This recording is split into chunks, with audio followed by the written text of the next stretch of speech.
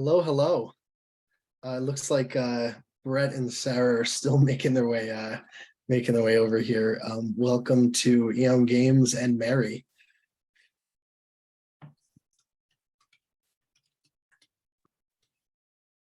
Greetings, greetings.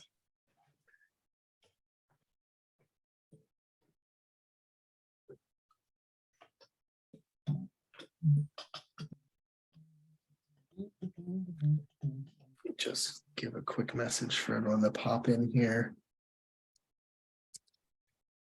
Yeah, Sarah and Brett are struggling to figure out how to hop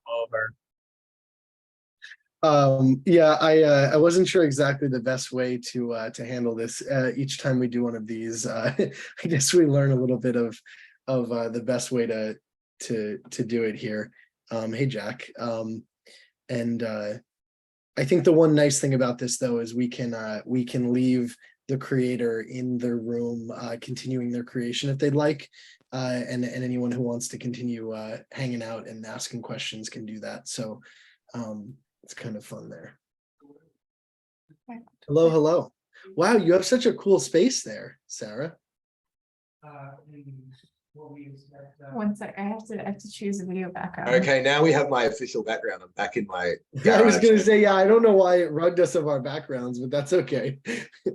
So Vandal, who, as you can see, you know, he's the very talented John, but we'll call you Vandal for this. Can we hear you? Have you got your? You tell me. Hopefully you can. Yeah, now we can. Thanks so much for being here. I guess you're going to be creating something live. As everybody knows, you have a very unique pixel style. So you can sort of talk us through what you're going to do, but then also, I guess, as you're going, hopefully I don't distract you too much, but I'd love to hear about the build up to the release of Raid Mode and how it's all been, and I guess how you feel. Tell us all about Project Indigo. Yeah, well, thanks so much for having me hang out tonight. It's certainly like an honor to just be here and you know, be among some of the community and with Gamma here. Yeah, I was kind of asked to do this, and of course I had no idea what I was going to do. Yeah, so I'm actually not going to create something related to Project Indigo, although I am going to use pixel art. And we can talk about that in a few moments. Totally. But yeah, and I'm probably going to be quite poor at talking about Indigo, thinking about the piece, and I've realized that may be a lot to sort of take in and do. I totally understand that. I don't want to make you my feel best like at it, and yeah. and we'll see kind of where it goes. It's okay. I think you know, wherever this goes, I think is all right. So we'll just take that approach. Totally. Yeah, Project Indigo. We did, as you mentioned, just kind of launch a very kind of large feature, which is essentially, I mean, it's really all the foundation that would go into any sort of like role-playing sort of almost like a retro style role-playing game where you're, you know, battling monsters and dealing with you know, characters, equipment, hit points, items, right? Like you have the ability to sort of get levels and progress, you know, your characters over time by sort of, you know, fighting in these battles and doing all that kind of stuff. And yeah, and it's essentially, you know, when we started Project Indigo, I had said, okay, it's not a game. I was pretty adamant about that. We're not making it a game anytime soon. And the idea, because immediately when people saw the art and the style and the, you know, sort of like, it has sort of this retro game aesthetic to it. The immediate sort of question started coming, well, is it, when is the game coming? Like, is this going to be a game, right? When are we getting some sort of you know, like, and I think expectations were very high at first. And I really focused it back then on, well, we're not really building a game, at least not right now. We're building an interactive experience. We're building a story. You know, I feel very strongly about storytelling. It's something that that I've always really enjoyed and wanted to kind of express through my work. and so that was the focus, and we kind of built out like a story mode and whole interactive experience with NFTs.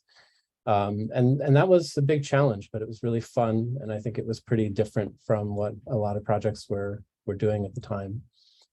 And then I guess my love of like retro styled games and RPGs just won out. And for some crazy reason, I decided, okay, fine, we will make it a game. And we decided to kind of create what is essentially like a role-playing game, almost like Pokemon or some of these retro style games that you might have seen. And that's what it is. And now we have a whole collection of like weapons and armors and things that that you can equip, you can collect, you can trade them on the marketplaces, and in fact, you can even earn them in the game itself. You can find these containers as a result of destroying the enemies, and it's pretty crazy what how the last 7 or 8 months have unfolded. And yeah, here we are. So we have a what is essentially like an RPG that you can play in your web browser, and you can use all your NFTs, you can use the new equipment NFTs, and it's quite a bit of depth to all of the different ways that your characters can work and their underlying sort of attributes and all of that. So yeah, it's been like a wild ride. So that stuff has just come out recently, as you mentioned. And I'm glad to see that people are enjoying it. I know there's a lot that we can still do, but I'm just excited to kind of see where it all goes. And I think there's a lot of interesting places that it can go. Yeah, thank you so much for explaining that. I know that you've talked about it in the past, so I guess tell us about the inspiration behind Indigo. I guess the artwork, even the monsters that you created. Where does that all sort of come from? And where do you go? We're watching you create. It's amazing that you can narrate and create at the same time. I know I definitely put the creators laid down the challenge for you to actually be able to do this. So yeah, tell us about your process. Like what you jump on, like even like now, like what are you thinking when you're doing this? Where does it all sort of come from? Yeah, well, in the case of Project Indigo, it really does, I think, just come from a very deep love and interest in sort of the games of the 8 and 16-bit era, the 80s and 90s. I've always loved the look and feel of those games, and I've always loved the storytelling aspect of RPGs and of adventure games. And so really it was almost just like an homage or just out of respect for that style, that nostalgia, that era that I grew up in, and the good feelings that those games kind of gave me as a young person, and just wanting to kind of bring that back out into the world and just like make it available to new people and like hopefully create a new and interesting experience in that style that I just enjoy so much. And that's basically what it is. Yeah, I think on process as a whole, process in general, how does one even begin to explain, right? Like what that is? I've certainly never succeeded in doing it. I think what it always is just simply allowing things to happen, allowing things to sort of arise. And when you create the right conditions for things to arise, they arise. And I truly believe that you can't sort of force art, you can't force creative work. And that if you do force it, it tends to look like, either something else that's been done before, or it's just kind of a copy, or it will just not be very interesting. And it may not, chances are it won't speak to you as an artist, just as it may not speak to your audience if you kind of just sort of try to make something very intentional, make something that maybe you think will be successful, or you think other people will like, or you think that might, be profitable, or whatever it is, right? I've just kind of really moved away from the idea of forcing in general, and more into how can we sort of create the conditions for something to just happen. It's very hard to explain, I suppose, but it's kind of, that's my process. I just don't know where I'm going to go. I start putting things down. I see what happens. I very rarely have a plan. And in the case of the characters for Indigo, for example, I just, I had just a totally infinite possibility of what it could be. It could be any style, it could be any colors, it could be any shape, it could be any type of characters, it could be anything. And that's too much. So what I do find very valuable, I suppose, or helpful, I suppose, as a process thing, is to create a helpful constraint. So, and this is why I think I'm so attracted to pixel art, because if I am constrained to using, let's say, how many colors are here? I don't know. I'm math, not my thing, but a very limited set of colors, and also a very small resolution that, as you can see, is very blocky. It's very, you can't get fine detail. You have to make choices. You have to make decisions, and there's only so much you can do with the tools that you have. That I do find very valuable, because I feel that can actually unlock creativity in strange ways. Sometimes not having the world at your fingertips and sort of relegating yourself to just a limited set of tools, I think can be actually quite freeing, because then you have something to work with. You have a starting point. It's not the sky is the limit and you don't know what to do. The blank page kind of phenomenon goes away, and you feel, okay, what can I do with this? What can I do with a small number of colors? What can I do if I only have a low resolution to work with? It allows you to just get started, which is the hardest part. Wow, So, yeah, no, I think, sorry, yeah, good. go on. No, I was going to say it was really well explained, but go on. That was the entire thing. It's that I find is more helpful than anything else I think that I've ever kind of experimented with in my process, is just slow down. Let's just start with one tool or one idea or one limitation, and see what can be done with that.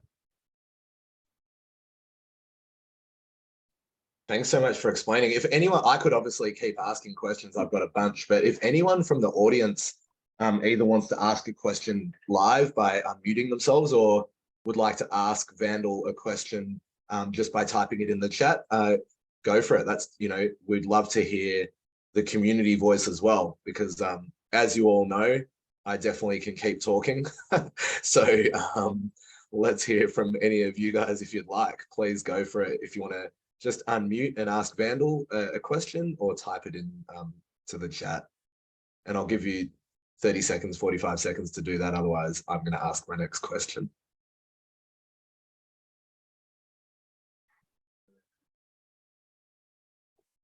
Do we have any brave souls here that are gonna? Oh, looks like Boozy. I was Here we gonna go. say, is anyone unmuting here? But you can ask Boozy. I've got a question too on the mic. Hey, Where- go, Mr. there Longstreet. you go. Hey everybody. So where did the name Project Indigo come from? Hey, Yeah, thank you. Project Indigo. I really like the element of mystery in a story. And one of the central mysteries of this world that we've built in Project Indigo is what is it? What is Project Indigo? What does that refer to? So where is this world going? Where is this story going? And what is it to be discovered? Like what will that eventually be revealed to be? I certainly have some ideas on it, though of course I don't spoil it. I mean, I won't spoil it. And for right now, it's not answered, but I will say that there is certainly an idea behind what it is and where the story is going, but that it is meant to be a bit of a mystery. At a basic level, you know, if we think about sort of these government projects, right, where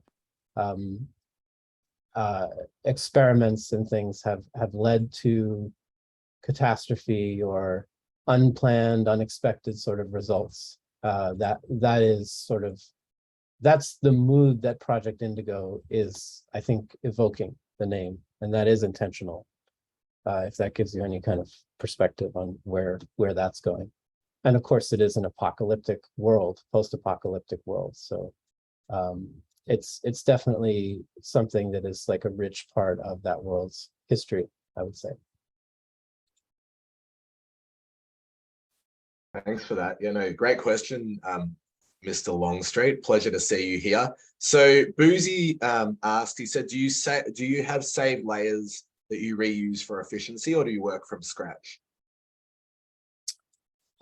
It depends on what it is. So one thing that I will say is, and this is like, I guess, maybe it's a little bit embarrassing, although I'm not really embarrassed about it. I say this out loud to my coworkers all the time, is I'm actually not very good at using the tools that I use, or I guess I'm just not very disciplined in using the tools.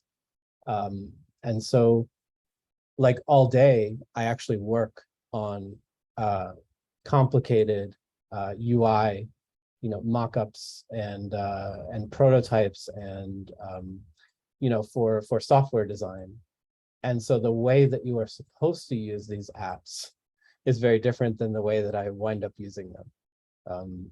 I do tend to forget to create things like symbols or instances or libraries and things like that. And I think that's just the way that I kind of am as a person, or maybe it's sort of what I value about getting things done or working on projects, is I'm always kind of just in a play mode. And I'm always more interested in kind of putting something on the page and working with it than I am in creating some sort of a smart, helpful structure, right? And really using layers, instances, and other tools like that the way that they probably should be used. So probably to my own detriment, but I tend to mess things up quite a bit, and I've just learned to embrace it. Like right now, I'm sure I'm painting on the wrong layer or something, right? But eventually this whole thing is going to be flattened, so I'm just not too concerned about it. But it does shoot me in the foot on occasion. I sometimes end up redoing or having to do a lot of manual work just because of my sort of stupid way of working. But, you know, it's what I've discovered works for me. That's so cool. I guess, you know, my background as a teacher, most people know that I was in education for 10 years before I started working full-time for Gamma. I used to really try and I, you know, teach that to my own kids as well, about, you know, that it's okay to make mistakes and that it's, in fact, it's important. That's the way you learn and the way you can improve and things like that. So it's great to hear that you take that into your work. Did anyone else have any other questions that they want to type or ask? I'll quieten down for 30 seconds again. Otherwise, I'll ask my next question.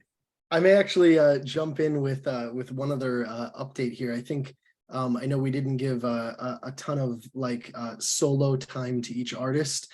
That being said, part of the benefit of doing these individual sessions is that we do not have to rug Vandal here. We can leave this session running And again, that's not to say if someone has one more question while everybody is here, they can ask away. But what I can do is I can make Vandal the host, and then we can get the next room started in, let's say, 2 or 3 minutes. So yeah, if anyone had a question or two to ask away.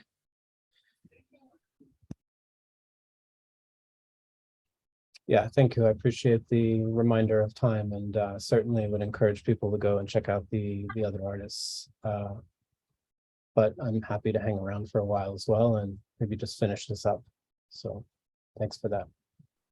No worries, and thanks so much, Vandal. I'm loving this. I find it quite entrancing. It's amazing to see. It's very working.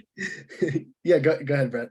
No. I was just going to say, you know, I've like, as Vandal knows, I was quite early into Project Indigo and have helped him out a fair bit, and was a mod back in the day with him. So it's just been amazing to see the evolution of the project and how much everyone loves it. And like I said, really bringing something so unique to stacks, but really just, I guess, to NFTs and what NFTs can do and how they can engage community. And I think that I really think that, yeah, Vandal's done an amazing job with that. So I just wanted to, I guess, give him kudos for that. One thing I wanted to quickly, I guess, kind of ask, as well as kind of make a bit of a comment about, is one thing which I think has been really fantastic and interesting about raid mode specifically, is that my 5-year-old son, he's turning 6, so he's really into like monsters and battling and all those sorts of things. So I've really enjoyed playing it with him. And I know that you're a dad, you're a father as well. Are your kids into it? Do they sit down and watch it with you? Are they any sort of inspiration or guide for what you do with your work?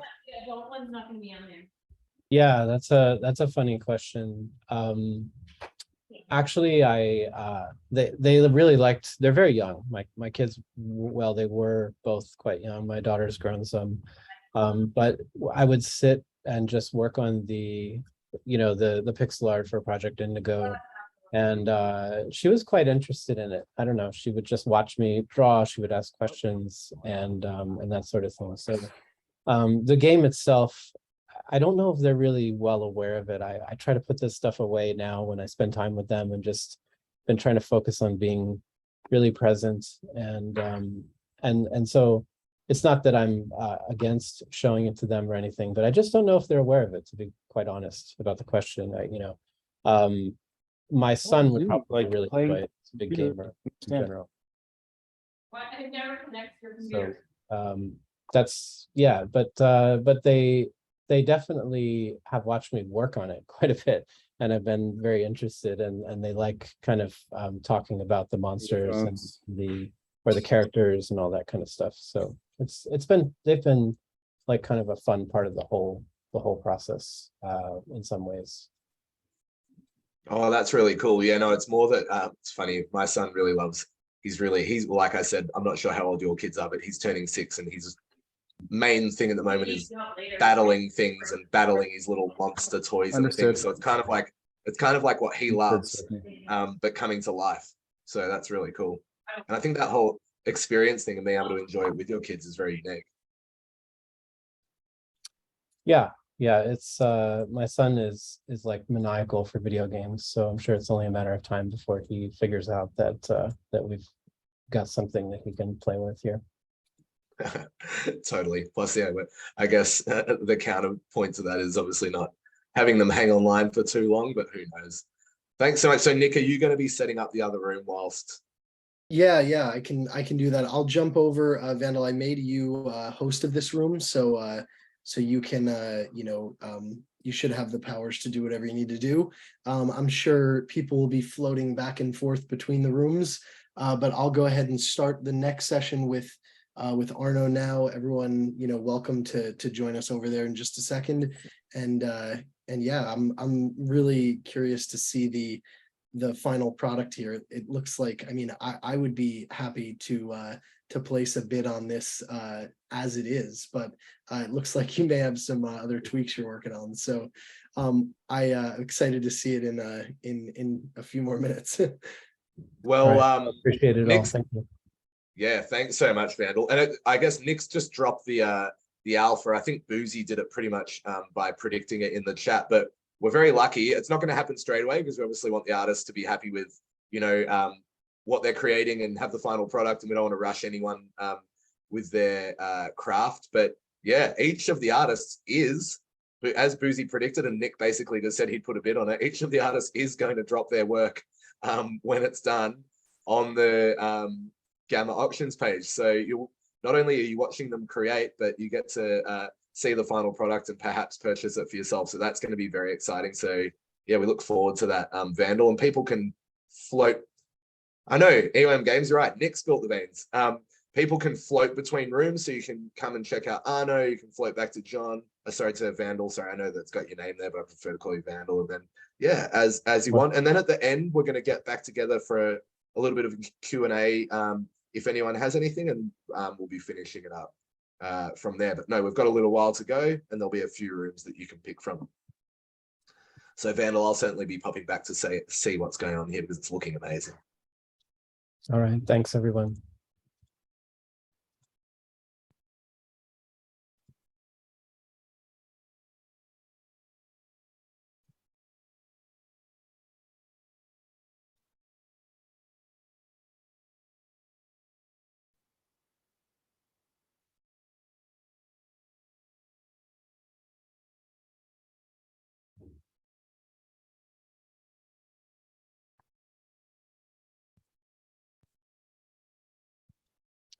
I do have the chat, excuse me, the chat window open still. So if anyone wants to say anything or talk about anything, feel free.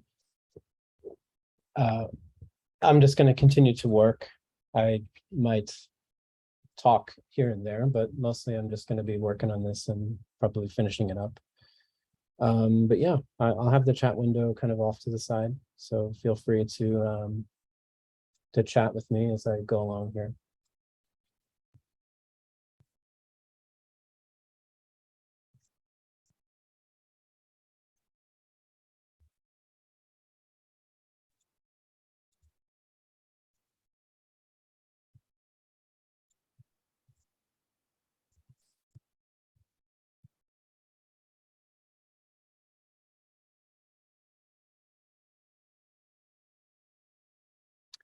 And to be honest, I'm not really sure if this chat is shared across different sessions or how it works.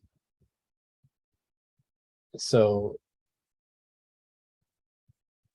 okay, yeah, Jack is saying, I think it's just this session. So yeah, hopefully I'm speaking to an audience that's that hasn't just disappeared into the ether. But if I am, that's all right as well.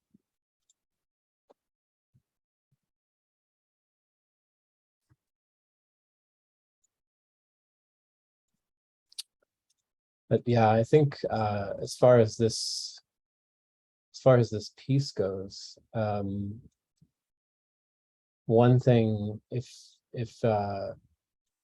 you've been hanging out in the Project Indigo Discord, that you may have noticed, because I tend to get carried away with things a bit, but I've really found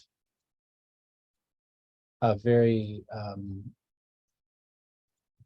deep and personal interest in meditation over the past, well, I think over my entire life, really, but in fits and starts and in bursts here and there, and only really has it truly come more to, I guess, more of a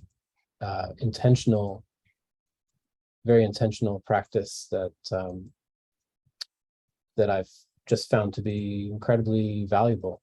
And so that's essentially what this piece is about, or it's kind of what's in my headspace as I create it. You know, I've just always been very interested in some deep and difficult questions that most people, I think, don't really like to think about, or maybe don't see a point in thinking about. or are just some cases, I think, maybe afraid to consider. And that's, but to me, that's entertainment. That's fun. I don't know. I've always been incredibly fascinated with the big questions. Even as a child, right? Looking up at the stars at night, or just sitting and sitting quietly and thinking for a while, or just sort of noticing what's going on. That's just, for a long time, that's been a source of interest, a source of questions, a source of in some cases calm, in some cases anxiety. And it's just always been kind of there for me. It's, I don't know. The questions have always been there for me. What is it? Right? Like, what is this existence? Right? Like, where have we come from? Where are we going? And isn't it funny, right?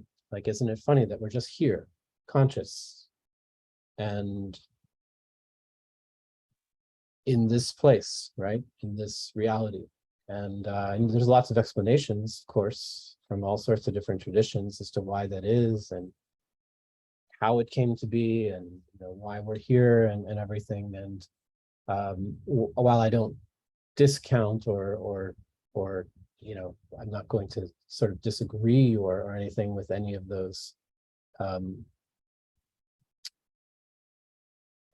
explanations that people may have accepted or practiced, I still, always as a person, have just found it utterly fascinating that we are here and conscious and able to experience this life, this world, this universe.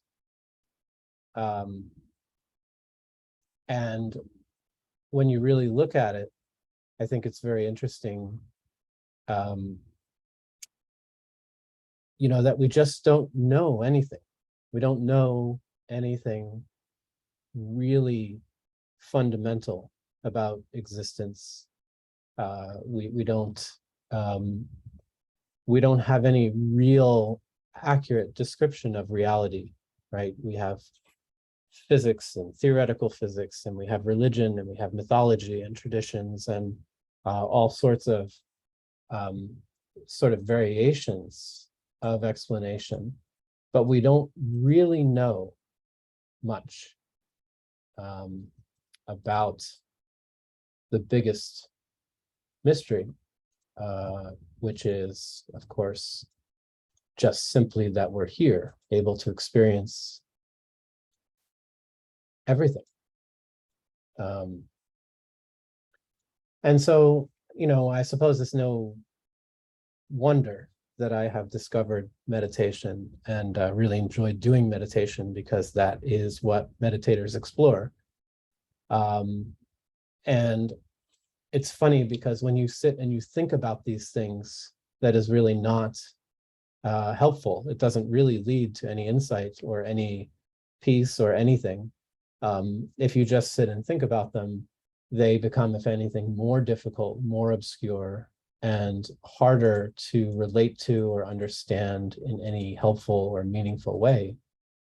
And so the practice that I've been doing and that I have found incredibly helpful is just simply to sit and allow thoughts, which I suppose is what I've been trying to represent, maybe with these different sort of color bands and such inside this headspace. In consciousness, things just kind of arise, sensations arise, thoughts arise, images. The idea of what your life is like and who you are and what you're experiencing is really all contained within that space between your ears. And from the top of your head to roughly, halfway down.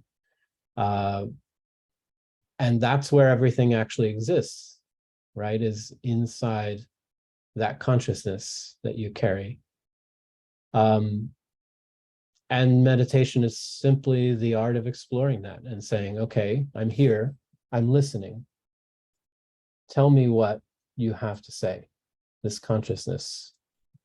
And that's it. It's really nothing more or less than that. And it's just been an incredible, it's just been like an incredible practice to be in. It's not really knowing anything special. It's not really thinking about anything, trying to get anywhere, trying to do anything, but simply sitting with experience and letting everything just kind of be as it is. And that's what it is. And so I just can't really describe the benefits of it. It's immense. And I think gives a lot of perspective on things that are very helpful. So that's kind of what I had in mind as I started this. And I had, I pre-drew the outline of the head, of course, because I didn't want to sit here and try to draw a head for the whole time. So I had drawn that earlier, but everything else here I've just kind of been playing around with the idea of what happens during meditation. When everything dissolves and there's nothing left, then what, right? What happens? What are you left with? And I don't know, I suppose it's quite beautiful, I think. So that's what this kind of has become, I suppose.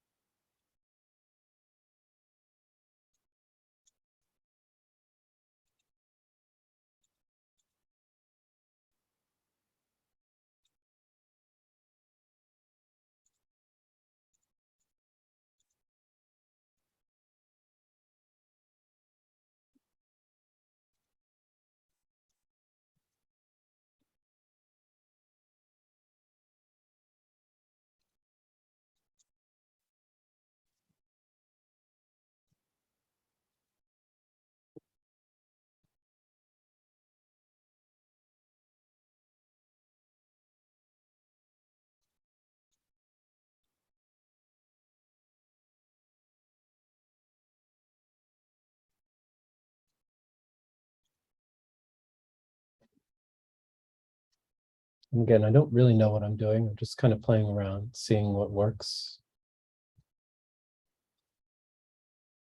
This is kind of like,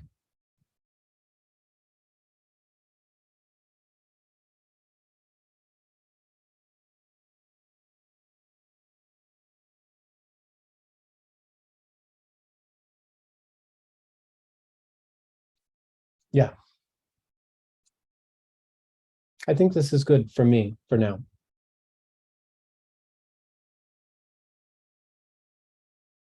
I'm pretty pleased with this, and I don't want to over polish it. I don't want to, I